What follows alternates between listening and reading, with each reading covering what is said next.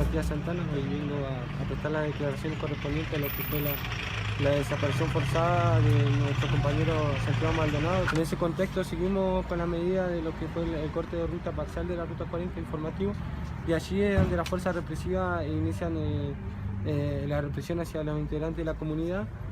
¿Cuándo? ¿El 31? El primero. El primero. El primero a la madrugada, 4:30 de la mañana, después se extiende para las 6:30 y así sucesivamente hasta durante toda la mañana, y hasta que logran la represión más grande y el desalojo de la ruta. Nos hacen replegar de forma rápida, desesperante hacia el río.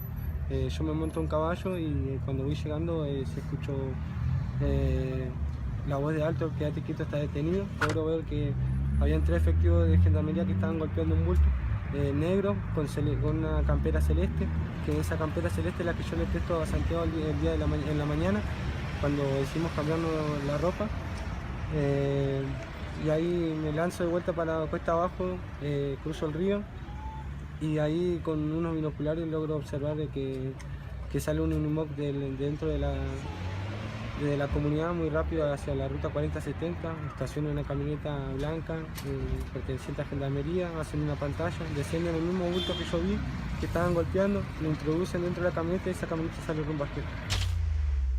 Esta fue, grosso modo, la versión unificada de los mapuches, ¿sí? La versión por la cual siempre se apuntó a Gendarmería, la versión de Matías Santana, el primero de los que declara, el primero de los que da la cara, que después inmediatamente se lo descalificó de 2 maneras. Por un lado, porque estaba procesado por otros episodios de la RAM, por ser uno de los miembros de la RAM, junto con Facundo Jones Guala, y también fue descalificado por eso de los binoculares y qué sé yo, pero en su momento nosotros, cuando apareció el cadáver de Santiago Maldonado y todavía no se sabía si era él, decíamos, atención, que él fue el que dijo lo de la campera celeste, y lo de la campera celeste se cumplió. La tenía Santiago Maldonado cuando desaparece.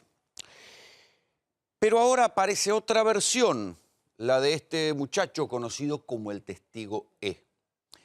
El Testigo E dice 2 cosas. Dice que él sabía que el cuerpo estaba flotando, ¿sí?, en los últimos días, pero dice también que los propios mapuches lo obligaron a decir algo parecido a lo que había dicho Matías Santana. Vale decir, que había visto cómo lo agarraban a Santiago Maldonado y los gendarmes se lo llevaban después de haberlo golpeado.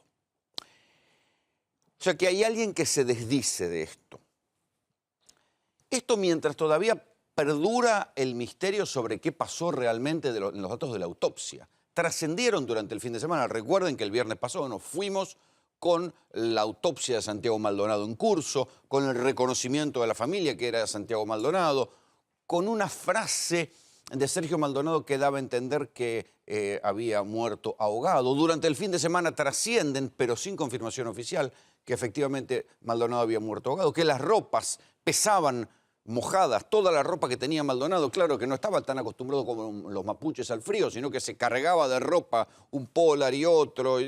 Toda esa ropa mojada pesaba como 30 kilos, si hubiera tirado a cualquiera hacia el fondo del río.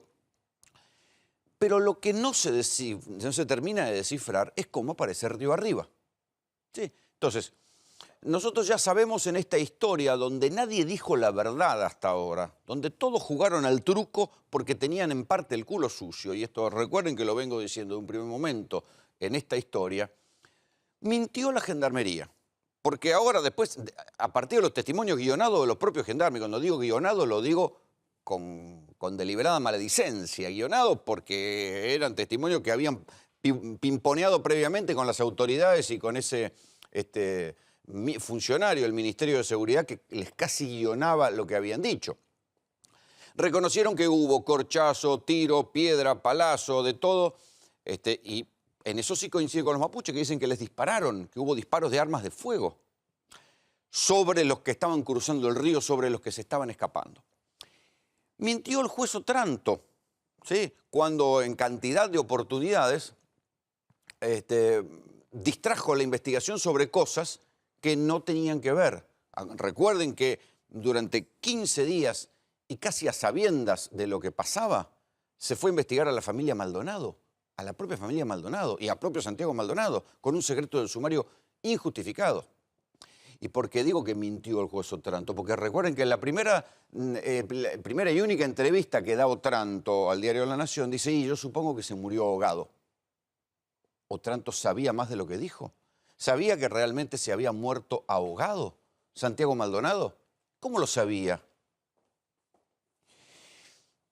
A partir de ahí, entonces, en este juego donde nadie dice la verdad, donde mintió la gendarmería y ahora quedó a la vista, y eso sin contar toda la parte oscura que hay con lo del celular. El celular que se prendió en un lugar cerca de Esquel, que ahora violentaron un candado tal vez para adulterar pruebas, que no se sabe quién hizo la pericia el viernes pasado cuando el juez estaba acá y sin embargo se hizo una pericia en la otra estación de Radio Base que podía tener el backup de lo que se había adulterado en Esquel. Digo, hay algo que la gendarmería todavía está escondiendo.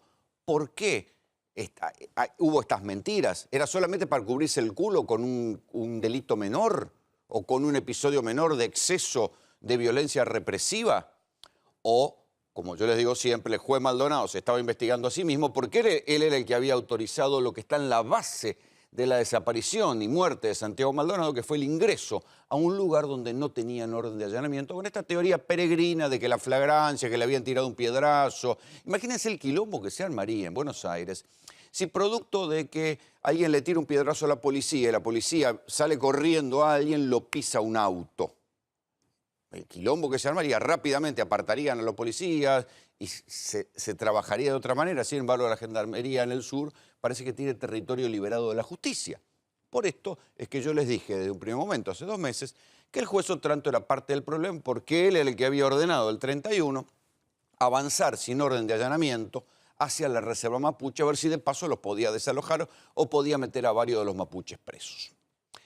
Hasta ahí está todo claro, que hubo parte de ocultamiento, de distracción de parte del juez Otranto y por eso lo apartan de la causa, aunque no lo apartan de la causa de la Ruta 31, que todavía la sigue instruyendo. Hubo también mentiras, mentiras, encubrimiento de parte de la gendarmería, que tiene que dar muy buenas explicaciones, dónde estaba el celular, cómo apareció, por qué los gendarmes se contradicen entre sí. Pero ¿y los mapuches? Esta es la otra cosa, es una pregunta difícil de hacerse, porque una de dos, o Matías Santana mintió cuando dice que vio cuando se lo llevaron a Santiago Maldonado, ¿sí? O mintió el testigo E, que dice que vio supuestamente como Maldonado se hundía. Uno de los dos miente. Pero si mintió Matías Santana, ¿cómo se explica que el cadáver esté río arriba? Yo estuve tomándome el trabajo de chequear exactamente cómo habían sido los rastreos. Y acá yo tenía por acá un mapa con la zona del río, ¿sí? Efectivamente habían rastreado 1 kilómetro hacia arriba del río. Esta es lo que se llama el punto cero, ¿no? La zona de la desaparición de Santiago Maldonado. Y siempre se pensó que la aparición del cuerpo podía ser hacia acá, hacia 400 o 500 metros río abajo. Pero en el allanamiento que se hace al pull-off el 5 de agosto, son los propios mapuches quienes no permiten avanzar hacia esa zona, 400, 500 metros río abajo. No dejan que el allanamiento continúe acá. ¿Sí? Misterio. No se entiende por qué lo hicieron. No se entiende. Pero en cualquier caso, el cuerpo, si en algún momento estuvo acá, apareció acá. ¿Cómo aparece acá? Si desapareció acá, como todos coinciden, una de dos, o se equivocaron en el punto de desaparición, pero ¿cómo aparece entre, yo tengo acá la precisión, entre 70 y 110 metros río arriba? Si tal como se piensa, Maldonado se ahoga, como se piensa en las versiones que están trascendiendo de la autopsia, Maldonado se ahoga en un pozo, producto de que tiene 30 kilos de peso de ropa mojada y la hipotermia y que no sabía nadar y el pánico y la situación lo hacen ahogarse en el lugar donde aparece, o por acá, ¿sí? ¿Cómo aparece río arriba? Si los gases son los que lo desprendieron finalmente a Maldonado, igual hubiera aparecido río abajo, porque la deriva del agua lo hubiera llevado. Esto es lo que no queda claro. Entonces ahí es donde empiezan las versiones que ahora están haciendo circular los propios mapuches, que dicen, cuidado, porque la reserva Pulov controla, o sea, los mapuches controlan esta zona, pero no controlan río arriba. Es verdad que río arriba hay otra reserva mapuche, la reserva Vuelta del Río, otro territorio tomado a las estancias de Benetton, que se llama Vuelta del Río. Pero los que manejan la zona de Vuelta del Río no se llevan muy bien con Facundo Jones Guala. Y entre Vuelta del Río y la reserva Pulov hay otros territorios que son de la estancia Benetton. Entonces, la autopsia deberá demostrar si efectivamente Maldonado se ahogó acá o si lo pudieron haber tirado río arriba y quedó acá trabado. Porque lo único que no se explica a esta altura del partido es cómo aparece río arriba. Y empieza ahí a haber una serie de contradicciones entre los mapuches. El famoso testigo E. Hay que decir también que cuando la Comisión Interamericana de Derechos Humanos dice y le impulsa a la Argentina a considerar la desaparición de Santiago Maldonado una desaparición forzada, es porque ellos habían accedido vía organismos de derechos humanos a testimonios que no habían sido llevados a la justicia. Y esos testimonios, eran 5 en total, todos coincidían en que a Maldonado lo habían agarrado y le habían pegado, ¿sí? Ahora bien, ¿esos testimonios fueron guionados? O sea, no solo hubo testimonios guionados de los gendarmes, sino que también hubo testimonios guionados de los mapuches. Porque uno de esos 5 testigos, que es el testigo E, es el que ahora dice, no, yo no vi cómo le pegaban y se lo llevaban, sino que vi cómo Santiago Maldonado se hundía en el río Chubut. Por eso es importante lo que diga la pericia, ¿sí? Y va a ser muy fundamental la cuestión de la fecha de muerte, si pudo haber estado ahí el cuerpo todo el tiempo, porque también trascendió el fin de semana que ese cuerpo podía llevar ahí más de 60 días de hundido, pero nadie lo confirma. Entonces la incertidumbre sobre lo que pasó con Santiago Maldonado sigue, pero ahora se agrega otra, que son las contradicciones entre los propios mapuches. Tengo en línea a Claudio Andrade, que fue el primero que reveló, es corresponsal de Clarín en Esquel y en la zona del Bolsol, y es el que primero reveló esto, las contradicciones entre los mapuches, porque él venía siguiendo este detalle. Claudio Graña te habla, buenas noches, ¿cómo te va? ¿Qué hace Rolando tanto tiempo? Bien, decime, ¿cómo hay contradicción entre los mapuches? Porque la contradicción, así como está planteada, es tal que hay uno de los dos que mintió. ¿Mintió Matías Santana o mintió el testigo E? Sí, quizás habría que aclarar que Matías Santana tiene una declaración que desde el principio fue considerada floja por el juez Otranto, ¿no? Ahora, una cosa es que una declaración sea considerada floja y otra es que sea considerada falsa, ¿no? ¿Qué hizo Otranto? Otranto consideró que la declaración de Santana tenía el peso suficiente como para que él lo escuchara, ¿no? Y Matías Santana cuenta esto con todas sus contradicciones, binoculares, caballos, no binoculares, después no caballos, ¿no? Pero finalmente una cosa queda clara. La campera celeste estaba. La campera celeste estaba. Pero queda claro esto, Santana no dijo yo vi a Santiago Maldonado en manos de los gendarmes, esto es un error.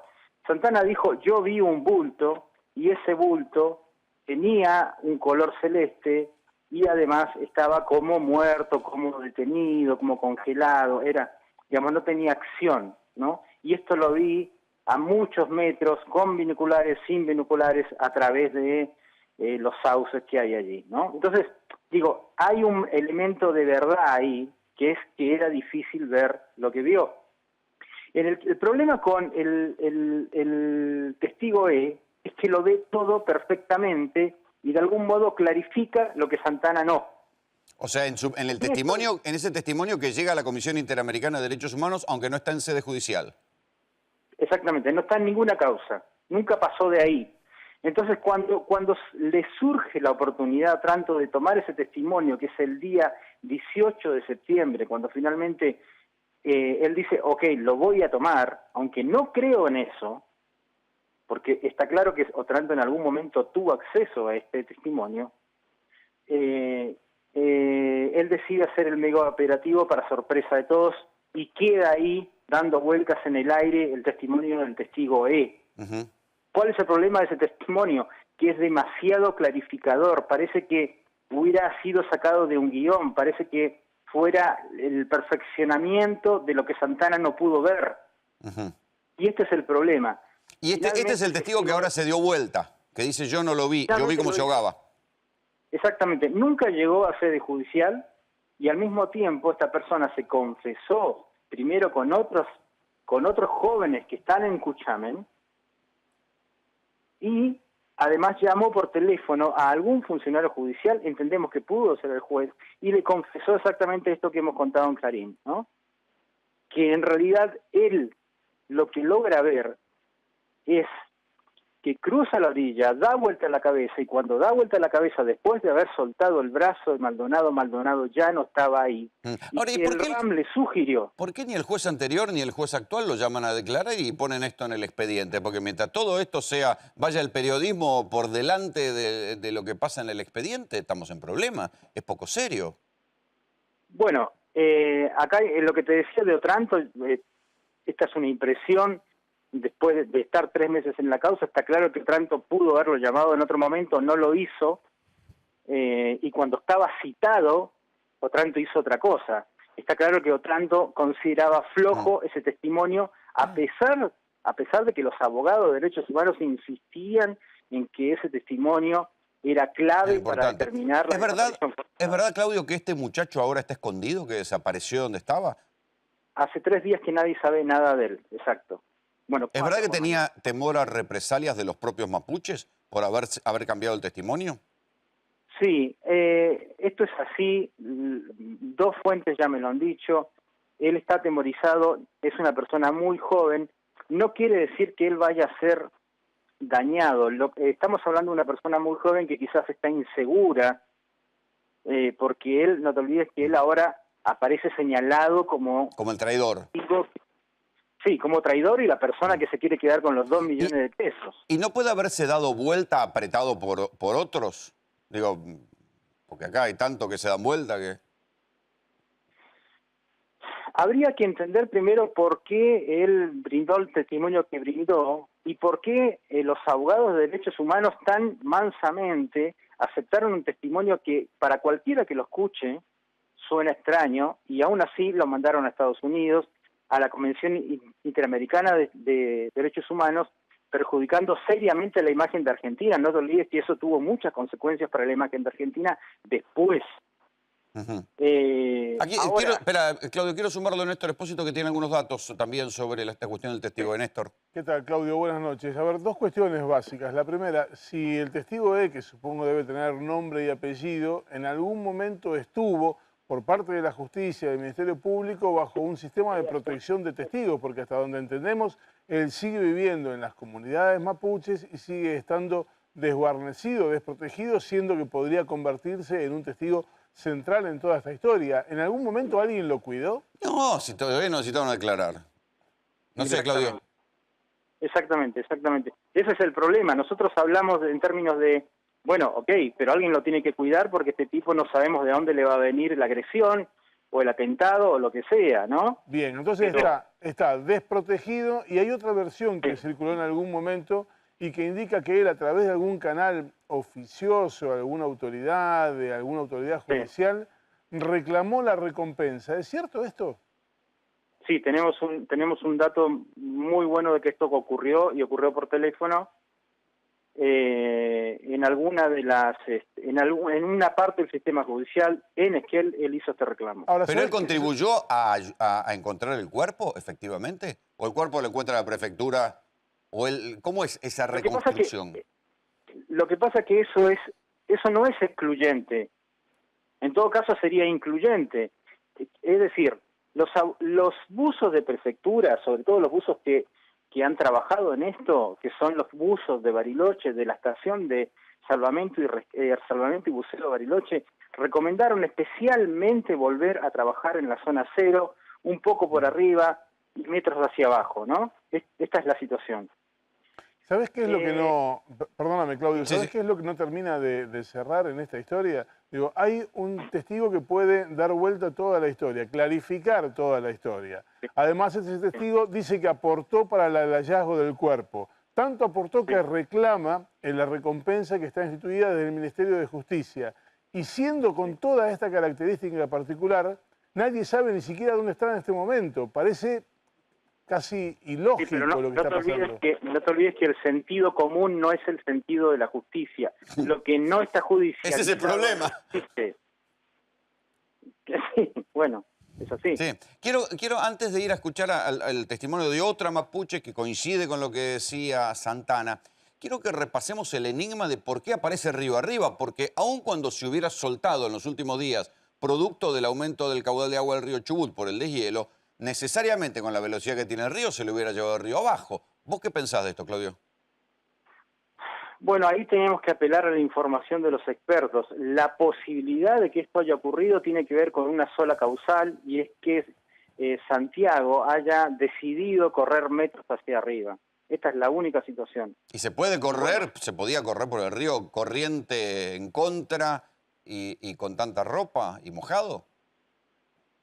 Bueno, probable, posible, más no, digamos, difícilmente probable, pero bueno, es así. Pero si Tendremos podía que ver. correr, no había agua suficiente como para que se ahogara. Si podía estar corriendo a través del agua, no tiene sentido que se hubiera ahogado No. en 40 o 50 centímetros de agua. No. En las zonas en las que hay 30 o 50 centímetros son las menos, ¿no? Digamos, aparte no te olvides que el promedio es 1,70 m. Vos te ahogás en 1,70 m si no sabes nadar. Yo lo he contado ya varias veces. Yo estuve a punto de ahogarme en 2 metros en un río de la Patagonia. Digamos, además el agua con esa velocidad y esa intensidad, te lo puede decir un experto, te levanta. De manera que vos no es que haces pie. Y si caes en un pozo de 2 metros, con esa ropa y con ese frío, que es lo que hace el frío, es comprimir y empujar hacia abajo, te hundís como una piedra. Quiero que veamos el testimonio de Neri Garay. Es uno también de los mapuches que habló, que coincidía con lo de Santana. Fuimos testigos en todo momento de todo el movimiento de gendarmería. ¿Ustedes están convencidas que a Santiago Maldonado se lo lleva a Gendarmería? ¿Ustedes declaran eso? Totalmente convencidas. 1:30, 2, vemos como pasa una camioneta raudamente con un amontonamiento de personas y ahí estamos creídas que llevaban a alguien, lo decimos. A las 2 de la tarde yo hablo personalmente con Nocetti, preguntándole, me presento primero y le pregunto a ver quién era él. Él ahí me dice que era del Ministerio de Seguridad de Nación. Entonces le digo que quién mejor él me podría dar las explicaciones por qué no tenían demoradas desde las 11 de la mañana. Él muy soberbiamente me dice, ¿saben qué? Las pueden tener hasta 6 horas acá demoradas, detenidas. Y se va. Bueno, ahí tienen otro testimonio. Esta mujer estaba Matías Santana al lado. Pero, Claudio, quiero volver a la cuestión de las contradicciones. Más allá de lo que diga la autopsia, el enigma ahora es por qué aparece río arriba, porque si se hubiera soltado del lugar donde hubiera caído, ¿por qué no se lo hubiera llevado el agua río abajo rápidamente? Porque si aumentó el caudal, aumentó para todo, también para llevárselo, ¿o no? Sí, me parece que esa es una pregunta que requiere de un montón de información, pero que finalmente le va a quedar, digamos, en el haber a los mapuches, ¿no? ¿Por qué? Y esto es complejo. Porque quienes han estado los 90 días ahí son ellos.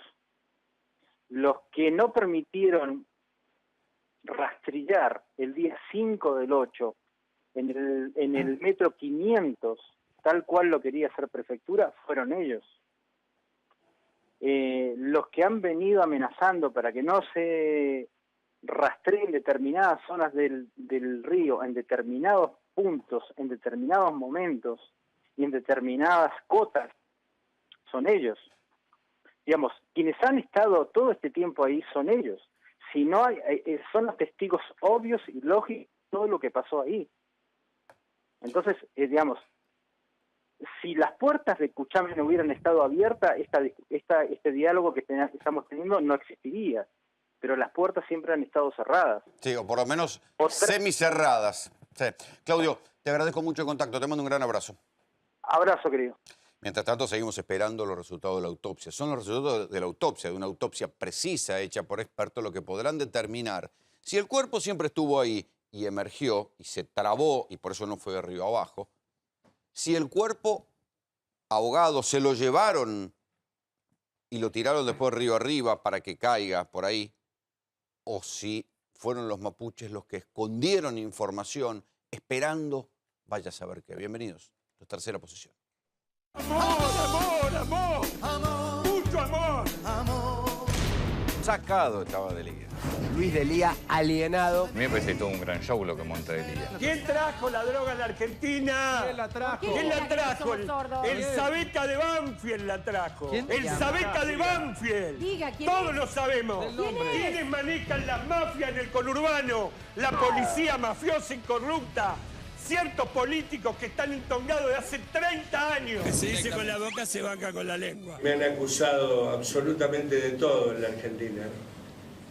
Asesino, ladrón, corrupto. ¿Cuál fue el rol en todo esto de Luis Delía, el piquetero? No, el tema de Luis Delía fue fundamental. Luis Delía interviene en prácticamente todo.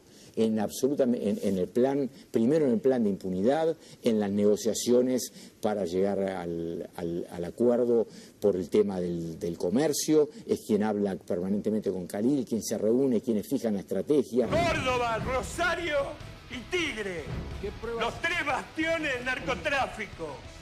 Cuando me enojo, digo, todos tenemos un momento de enojo en la vida. ¿Ustedes se creen que hay pibes chorros que nacieron de un repollo, los pibes chorros? Nacieron de los 90. Le sacamos la escuela, el trabajo, la familia, el amor. Y hoy vienen por todos nosotros. Que los millones de militantes kirchneristas que hay a lo largo de la patria, ante la detención de Cristina tenemos que saber exactamente qué es lo que tenemos que hacer. Que si Cristina va presa, tiene que ser 17 de octubre. Tienen que ir centenares de miles a buscarla y a exigir que salga en libertad. A partir de ahí tiene que haber paro general, acciones militantes en todos los lugares de Argentina, piquete. Y te digo, no te la vamos a hacer fácil, amigo, porque ese tema conocemos mucho. Y la gran esperanza del pueblo argentino es ella. ¿Estamos? Lo más loco es que discutamos las cosas que dice Delía. Delía no existe. No puedo parar un minuto. Está bien. Es un invento de la parte oscura de este gobierno, digamos. ¡Basta de tanta hipocresía, de tanta mentira! Estoy reventado de bronca. La unidad del movimiento nacional, popular, democrático, del Frente Amplio, sí, es un hecho. El día sábado me llamó el doctor Parrilli y me pidió que no vaya a Racing. Me dijo, mirá, acá los que conducen la campaña creen que vos sos piantavotos, no vengas. Así valoran los jefes de campaña y yo no voy a abrir debates y controversias, menos en este momento. Necesitamos escuela, educación, presupuesto, amor. Amor. Chau, no me inviten más, Majo. Listo. La nata, querido, Chau, volver. Amor. Sos un pelotudo, sos un pelotudo. Mucho amor.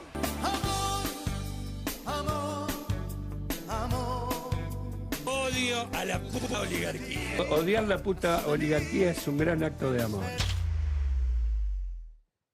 Enseguida les vamos a contar los avatares que está pasando Delía en la justicia, porque hoy se conoció que una fiscal le pidió en el juicio oral por la toma de la comisaría de La Boca y por una pelea que tuvo durante ¿se acuerdan? Aquellas manifestaciones de la discusión de la resolución 125 del quilombo del campo, le pidió 4 años de prisión. Pero antes, si todavía no pudiste cobrar tu deuda, Morosos Incobrables tiene la solución.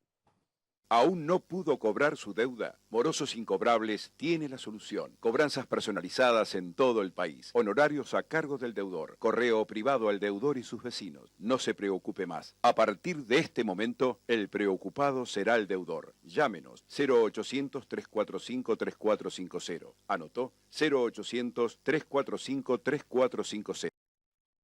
Bueno, a ver, Néstor, ¿qué pasa con Delía? ¿Qué le espera? La fiscal Gabriela Baigún le pidió 4 años y 8 meses por la toma de la comisaría 24. Hay que detenerse... Pero está unificado con la otra causa. Sí, pero hay que detenerse en este punto, Rolando, para entender de qué hablamos cuando hablamos de justicia. La toma de la comisaría 24 fue en el año 2004. Fue la primera irrupción pública que tuvo Luis Delía en una causa de esta naturaleza. 13 años. Se metieron adentro de una comisaría, había muerto un dirigente social, el Oso Cisneros, a manos de un presunto narcotraficante de La Boca. Ellos fueron a pedir justicia. Amparado por la policía. Tal cual. Fueron a pedir justicia y como no les dieron bolilla, tomaron la comisaría, coparon la comisaría. Algo por la cual en el conurbano nadie se despeina y hace una causa judicial, digamos.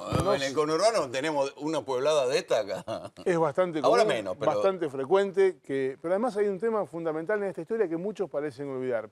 En esa causa llamaron a la jueza que estaba de turno, María Angélica Croto, hoy ya no es jueza, y le preguntaron qué tenía que hacer. Estaba Delía adentro. Y le dijo, está en delito en flagrancia, procedan, vayan y deténganlo. Como detener a Delía dentro de la comisaría generaba un escándalo, lo llamaron a Norberto Yervide y ahí abrieron un canal de diálogo. Saltearon a la jueza para ir a buscar a un juez más amable, por decirlo de alguna manera. Por ese episodio en particular, 13 años después, Delía afronta la posibilidad de ir 4 años y 8 meses. Esta es la pena que le pidió. ¿Puede ir preso en lo inmediato? Parece difícil. Transitó todo el episodio, todo el proceso en libertad y sujeto a derecho. En cambio, el jueves va a terminar la ronda... O sea que después hay, primero, falta para cerrar el fallo del tribunal oral y después hasta que la sentencia quede firme. O sea, la Cámara, la Casación, la Corte, su ruta. Lo mismo que pasa en la mayoría de los jueces orales. Hasta que quede firme, ahí se para. ¿En qué causa tiene riesgo o posibilidad de ir preso Luis Delía? El jueves próximo va a terminar la ronda de indagatorias que está tomando el juez Claudio Bonadío por la denuncia de Alberto Nisman. Cristina Fernández será la última en declarar. Delía ya declaró y había presentado una exención de prisión porque suponía que iba a quedar preso. Bonadío acaba de resolver en la causa en la que pidió la detención de Devido, los dejó transitar todo el proceso en libertad. Cuando dictó el procesamiento, mandó preso a Devido y a Barata. Barata ya está detenido y Devido no lo está solo porque tiene fueros. Es una posibilidad que haga lo mismo ahora. Y hablando de Devido, bueno, también hoy es una extraña maniobra, enseguida lo va a explicar Néstor, pero como dicen en las cárceles, me parece que está preparando el mono, muchachos. Julio Devido dirigió el Ministerio de Planificación Federal desde el primer día de la presidencia de Néstor Kirchner hasta el último día de Cristina Fernández como presidenta. Es uno de los funcionarios más fieles que tuvieron Néstor y Cristina y está cada vez más cerca de ir preso. Devido, usted termina preso y yo voy a hacer que usted cumpla todo el periodo de la ley. Usted va a estar por lo menos 30 años preso. El fiscal Guillermo Marijuán lo imputó por presunto lavado de dinero en la causa conocida como Ruta del Dinero K. En esta mesa, por ejemplo, hay 3 millones de dólares. 3 millones de dólares. Los traen en bolsos. Y fíjense, son tan pesados, están tan llenos de billetes que los terminan arrastrando. Está siendo juzgado por estrago culposo y administración fraudulenta en el segundo juicio por la tragedia de Once.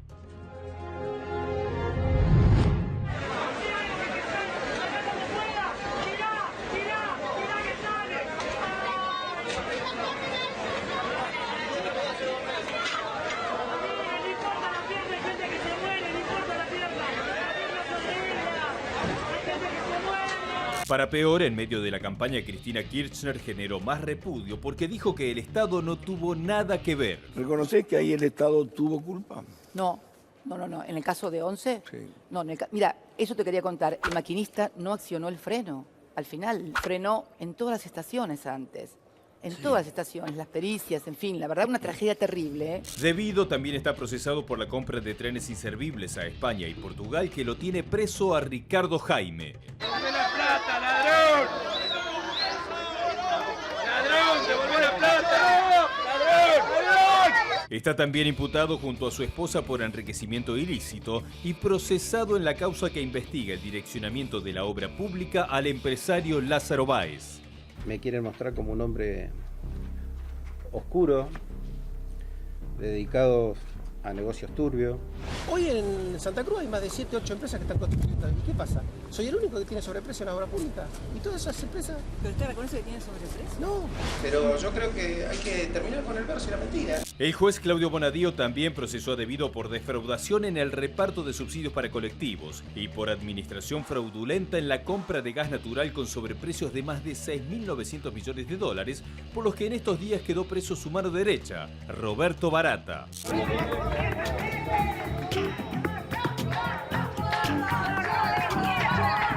¿Quién es Roberto Barata? Licenciado Roberto Barata, juráis por Dios y por la patria.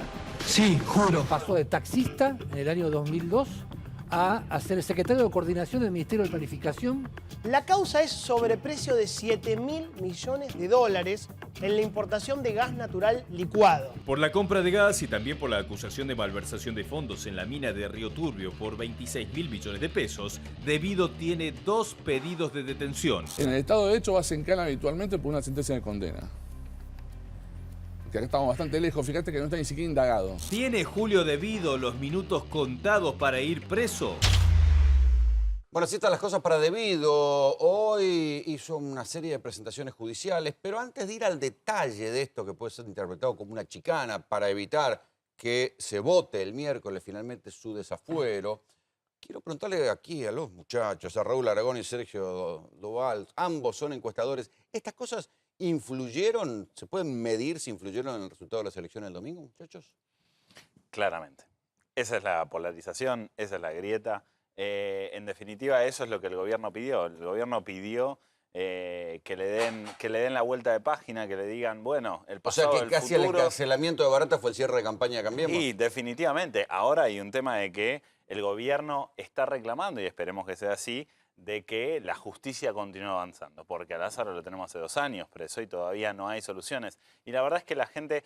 a ver, ¿por qué el caso Maldonado se vuelve parte de la grieta? En el momento que Cristina agarra la foto de Maldonado, en ese momento metió a Maldonado dentro de toda la disputa y todos aquellos que pensaban que podía tener un problema de gobierno dijeron, no, a mí ya no me importa si el gobierno hizo bien o hizo mal, si ella lo adquirió, es un tema que ya estoy en contra de cualquier cosa que se diga de ese lado. Entonces, la verdad es que esta es la definición de la campaña Cambiemos, que a partir de acá... Sí, pero en otra época en la Argentina, una foto de un desaparecido, un dirigente político, hubiera sido muy honorable si la tomaba. Definitivamente, pero Cristina no es cualquier dirigente político. Y la verdad es que en ese sentido, ella sabe lo que el juego que tiene. A ver, ahí nosotros... ¿Quién la tomó la foto? No, total, aparte, no. La verdad es que nosotros desde la universidad hicimos otra investigación que es, en ese punto, cómo es que afecta a Maldonado, cómo lo ve la gente. Y la verdad es que lo que encontrás claramente es que se toman bandos y se toman definiciones totalmente ajenas a la realidad. ¿Por qué? Porque no tenés una justicia,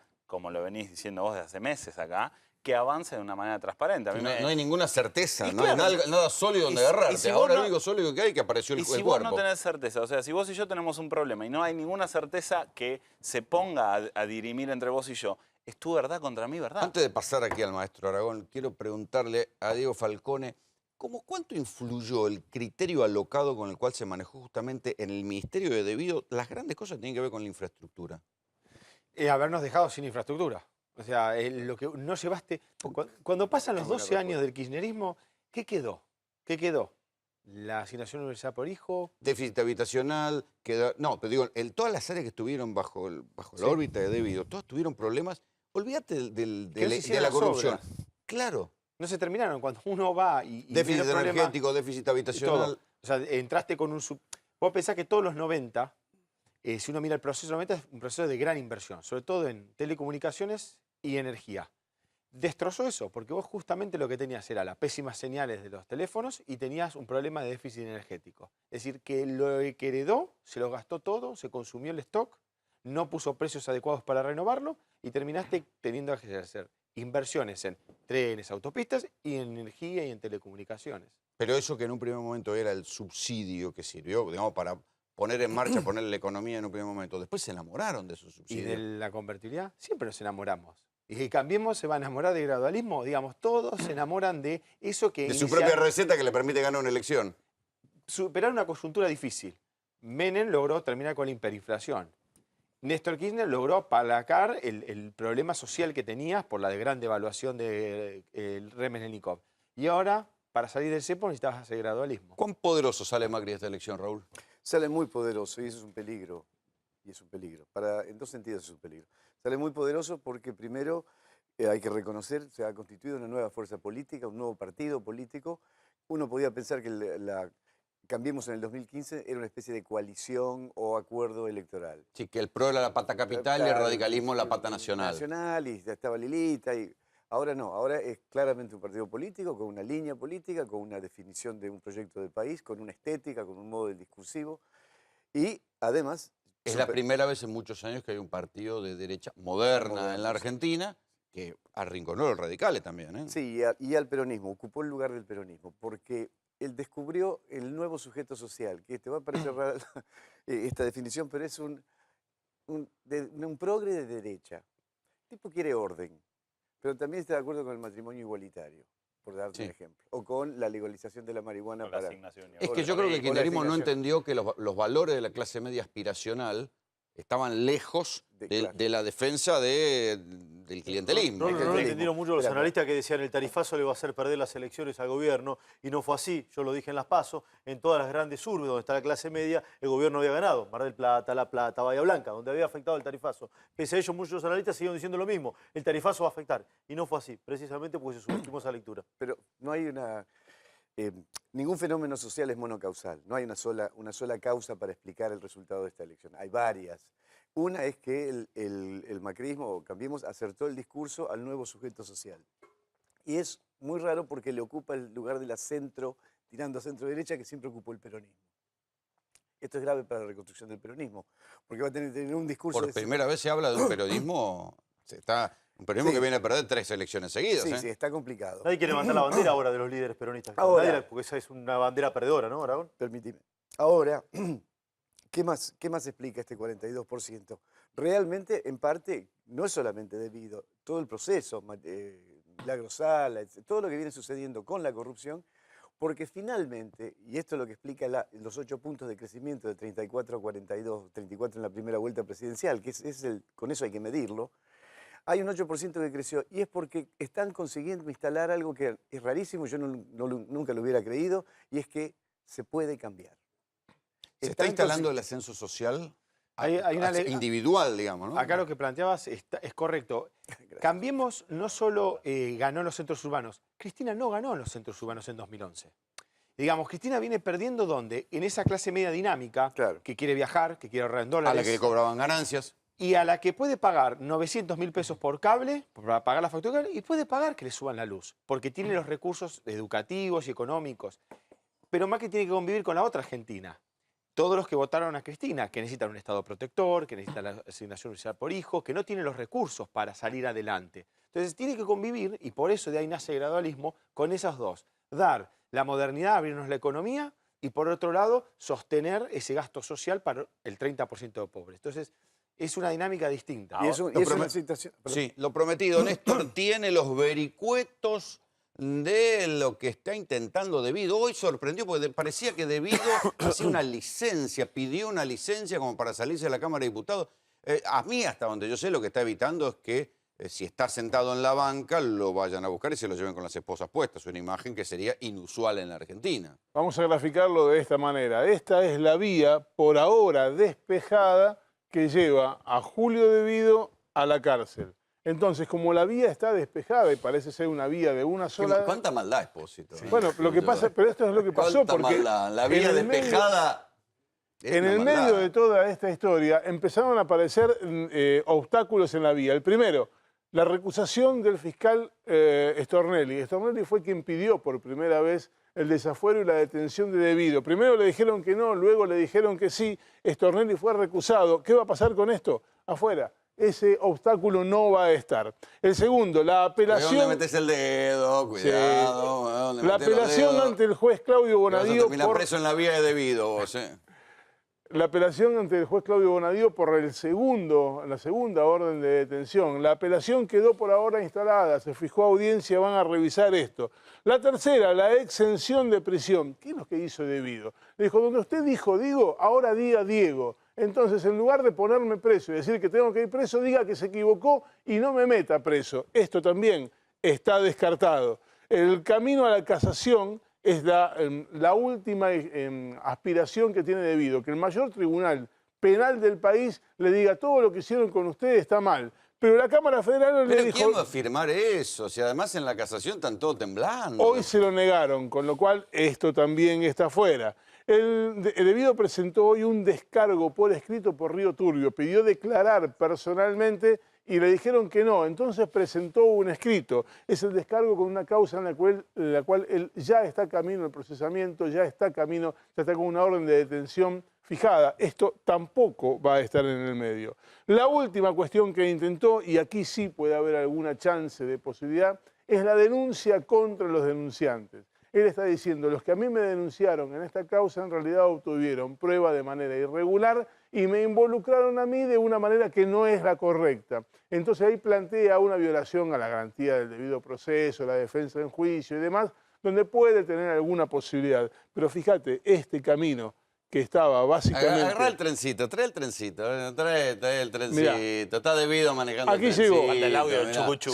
Si le sacan esta apelación de Bonadío, el tren sigue adelante. Si no prospera la denuncia contra los denunciantes, el tren llega adelante. Sí, y además hay que decir que ya en la Cámara de Diputados virtualmente, digamos, se supone que están los votos, porque había un montón de diputados, 20 diputados por lo menos, que habían dicho que si había una orden del juez, ellos votaban a favor del desafuero. En esta instancia en particular, una vez que Devido le levanten los fueros, lo que sigue es esto. Y si llega a la cárcel, se va a encontrar con estos muchachos.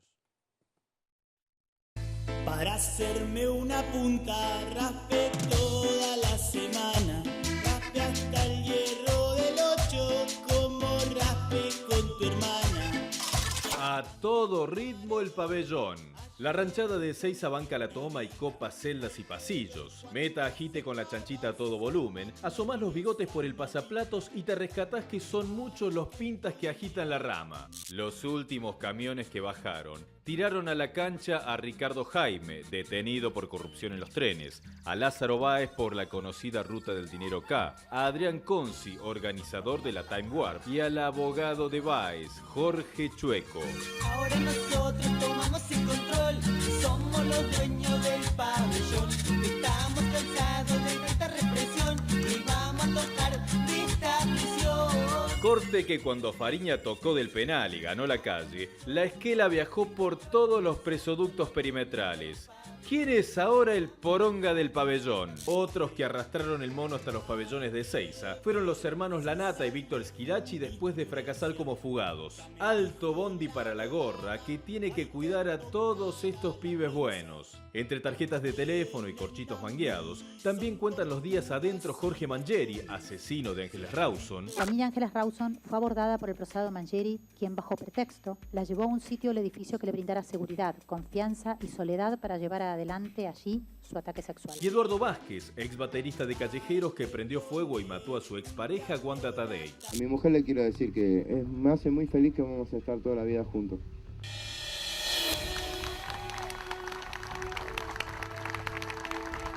Entre corruptos y asesinos no faltan los altos tranzas. En el Zoom de la Unidad 1 de Ezeiza también reciben visitas Jorge Mameluco Villalba, Mario Segovia, el rey de la efedrina, y ahora llegó para acompañarlos, acusado por lavado y extorsión, Juan Pablo Pata Medina. Corta la bocha, ponete pillo y flashea la requisa temprano con estos pintas. Y el fin de, prepárate para el picadito. ¡Qué jugadores que tenemos! Una de las cosas que más me asombró de la causa del gas natural licuado, que es otra de las causas para mí más interesante todavía que la de Río Turbio, que es la que primero, por la cual primero pidieron la detención, es que sobre el déficit energético se había montado una caja negra. Aprovecharon porque traían todo el gas que después en la planta de Escobar lo transformaban para la red de viviendas. Pero, digamos, lo interesante es que en vez de resolver el problema, dejaron que persistiera para poder generar ahí una fuente de dinero. ¿Cómo vas a cerrar un kiosco? Por supuesto. No, en cuanto encontraban la oportunidad de hacer algo, lo dejaban andar. Igual en esa causa está faltando una parte de la investigación, ¿no? Porque se pagaba el sobreprecio, pero había empresas que vendían con sobreprecio y a esas todavía no se las investigó. Y no las van a investigar nunca. ¿Por qué Bueno, no? ahí está, ese es otro problema. Bien, lo metes en cana debido. Y la otra mitad... ¿Por qué te pensás que esto es Brasil?